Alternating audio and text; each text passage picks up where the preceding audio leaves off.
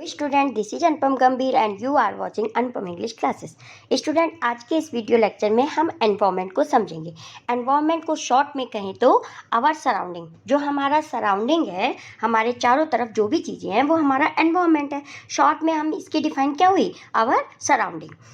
और अगर हम इसकी डेफिनेशन देखना चाहें तो whatever we see in our surrounding is called environment. हमारे आसपास की जितनी भी चीज़ें हैं वो हमारा एनवायरनमेंट है।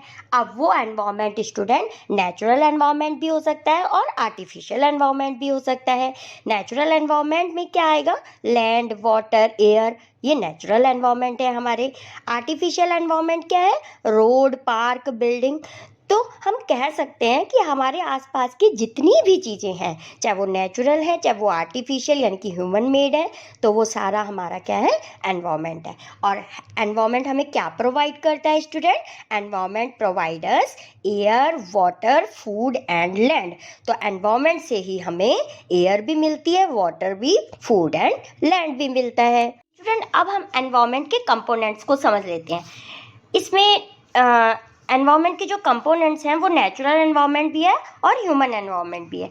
तो स्टूडेंट, पहले नेचुरल एनवायरनमेंट को समझ लेते हैं। नेचुरल एनवायरनमेंट में बायोटिक और अबायोटिक दोनों आते हैं। तो बायोटिक क्या होते हैं, जो लिविंग ऑर्गेनिज्म हैं वो सभी बायोटिक कंपोनेंट्स हैं, for the example plants and animal. और अबायोटिक कंपोनेंट्स में, अबायोटिक में क्या आएंगे, जो नॉन लिविंग एलिमेंट्स हैं, जैसे लैंड है, रिवर है, माउंटेन है, फॉरेस्ट है, तो ये अबायोटिक है। यानी कि ये दोनों बायोटिक और अबायोटिक हैं नेचुरली। नेचुरल एनवायरनमेंट के अंतर्गत बायोटिक और अबायोटिक दोनों आते हैं। बायोटिक में लिविंग ऑर्गेनिज्म आते हैं और अबायोटिक में नॉन लिविंग एलिमेंट्स आते हैं। अब स्टूडेंट, नेचुरल एनवायरनमेंट के अंतर्गत लिथोस्फीयर, हाइड्रोस्फीयर और एटमॉस्फेयर, ये तीनों ही मिलके जो बायोस्फीयर बनाते हैं, ये तीनों आते हैं।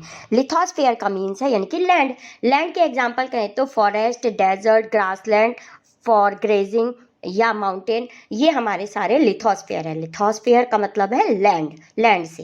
और नेक्स्ट है second hydrosphere. Hydrosphere domain of water, water से कंसिस्ट जितनी भी चीज़ें हैं वो सारा हमारा हाइड्रोस्फीयर का पार्ट है, for the example river, sea, lake, pond and ocean.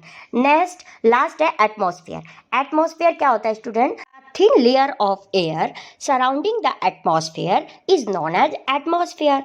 हमारे आसपास पतली सी जो एयर की लेयर है वो ही हमारा क्या है, एटमॉस्फेयर है। अब इसके अंतर्गत क्या आता है, इसके एग्जांपल हम कहें तो गैस है, डस्ट है, वाटर वेपर, तो ये सभी मिलके क्या बनाते हैं, हमारा एटमॉस्फेयर बनाते हैं। तो स्टूडेंट, जहाँ पे हमें लिथोस्फेयर, हाइड्रोस्फेयर, एटमॉस्फेयर ये तीनों चीज़ें प्राप्त हो जाती हैं वो बायोस्फेयर बन जाता है और बायोस्फेयर में हमारी लाइफ पॉसिबल है। Thank you so much for watching. मिलते हैं नेक्स्ट वीडियो लेक्चर में। बाय।